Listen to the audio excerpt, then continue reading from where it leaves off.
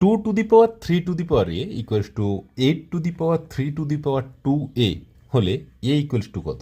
দেখো 2^3 equals to 8 মানে কি 2 কিউব, যেহেতু এদিকে 2 আমার বেস আছে আমি এটাকেও 2 বেস করতে চাইছি, 2 কিউব তার হোল টু দি পাওয়ার 3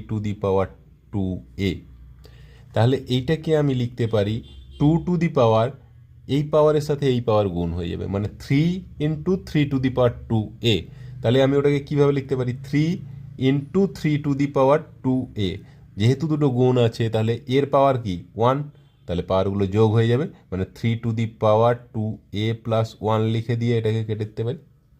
এবারে 3 আর 3 + 2 + 1 একই হবে কারণ বেস একই, তাহলে 3 ইকুয়ালস টু 3 + 1। আবার এখান থেকে বেস আবার ইকুয়াল হয়ে যাচ্ছে, তাহলে ইকুয়ালস টু 2 + 1। এটা আমি বোঝানোর জন্য করছি, ডাইরেক্টও করতে পারবে। তাহলে 2 ইকুয়ালস টু যদি 2 + 1 হয় তাহলে ইকুয়ালস টু কত হয়ে যাবে -1। অপশান এ হয়ে যাবে অ্যান্সার।